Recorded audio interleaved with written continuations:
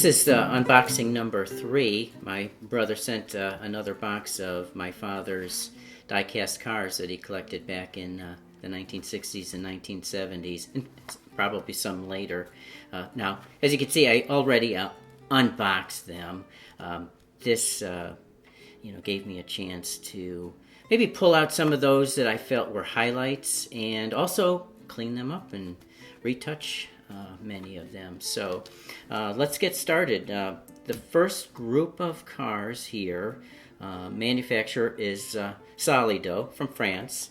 And what we have first is the Porsche F11 143 scale. I really love this style of race car. Really, really, really cute little car. The next Solido car is this V8 BRM, or British Racing Motors. It came without any front tires, so I went to the hardware store and got 2 O-rings that happened to fit perfect, and I don't think you could tell the difference. The other thing, it was missing the roll bar, so I used a paper clip and put the roll bar in there. Next Solido is this Ferrari 250 GT 2+2 143 scale. Now the driver, I'm sure my father put that in there himself, when he had the car, and put on these decals himself. But that's really a nice little racing car. And that was kind of the theme of this box, was the touring cars, with a lot of them with a racing theme. This Solido is the Fiat 2300S Cabriolet Ghia, again 143 scale. It's a really beautiful little model. The next Solido is this Maserati 3.5. Now I put a little highlighting in the grille, I think, to make it stand out. I think that looks a little bit better. This Solido is the Porsche GT Le Mans 143 scale. My father, I can tell that he put these stripes on himself. He liked to customize his cars himself. Alright, this is the last one. Now this one came in not great condition. The Matra Formula 1.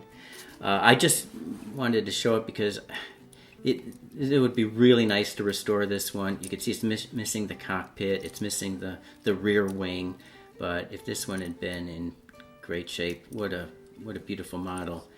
Okay, the next highlight of the box, I felt, is this Corgi Toys, made in Great Britain, Jaguar, Mark X Saloon. And the hood opens, shows the engine. The trunk opens with the little suitcase.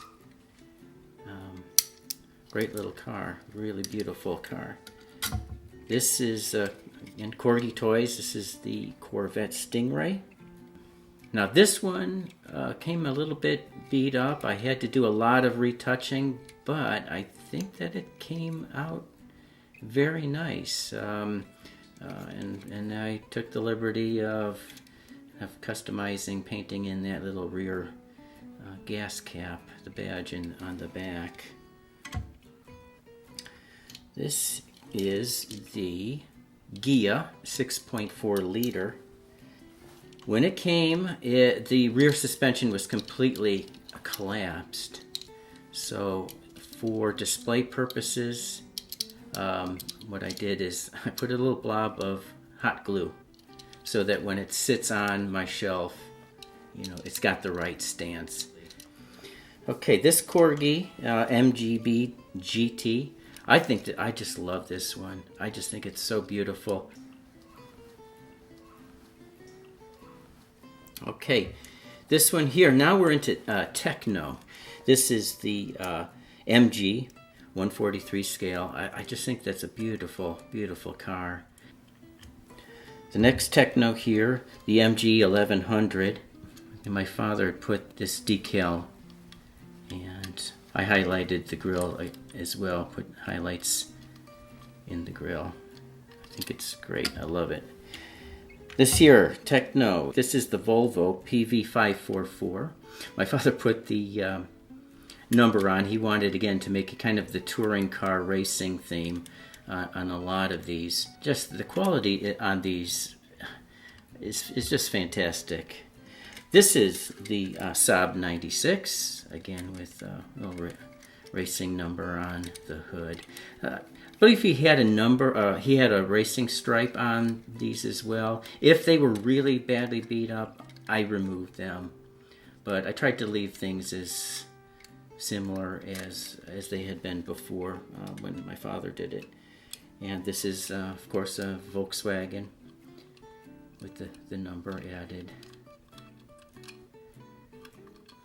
You know, the suspension on these cars, metal bases, the quality is just so great. This is a very interesting one, I think, the Monza GT. I remember this one very well because it's so unique, the way it opens. And the other thing, too, it has this little opening here for the lights. And a lot of these decals were put on by my father. He customized them himself. The wheels turn. Okay, now we're into Dinky Toys. This is MGB 113. You know, I actually painted, to hide some of the scratches, I painted in some trim, silver on the windshield, and some highlights in the grille. Make it look a little more presentable, I think. This is the Austin Healey Sprite. I had to glue the windscreen back on, and these details, the stripes and the number, were put on by my father. But all in all, you know, it's in pretty good shape, given how old it was. This has suspension. It's a great little car. This one is the Triumph Spitfire. Now, it's missing the windscreen, of course. I show it because, you know, I'm hoping I could find another windscreen, or maybe my brother has the extra parts that I can add it. But it's a really nice little Dinky Toys model. Okay, now there was also some unique cars in there. Solido. This is the Voisin Carene. And I just think that these are incredible. All metal, good weight. They're so incredibly well made. The details are astounding. And even though this isn't something I normally would collect, since they're here, I really admire them. That there's more. I just wanted to show two of the highlights. This, also Solido, is the Duesenberg. It's really beautiful. I mean, look at the wire wheels. You know how delicate those bumpers are. And I do remember these very well when they were on display in my father's cabinet. And so it was really a nice surprise to see them again. So, now there are just a couple other really unusual things that I wanted to also show you, and these were in the box. This is a Boyd art glass. This is a Tucker, probably, you know, late 1940s Tucker, and I just think it's really unique and beautiful, and it makes a nice little display on a shelf. Really beautiful. And the Pontiac Gto. This is by Ertl, made in China. It very much looked like a toy, but I put some shading in the wheels and also put in the tail lights just to dress it up a little bit. I doubt I'll put these on display, but you know, very nice looking, and you know, good. Even though it's a plastic base, you know, metal body, it's got a very nice weight to it. The last item here, he had several of these. These are by Mattel. Their series called the Rumblers. And I just wanted to show you one of them. It was in a very good shape, the racing motorcycle. So really a nifty little, really a nifty model. Really fun to see that again too, after so many years.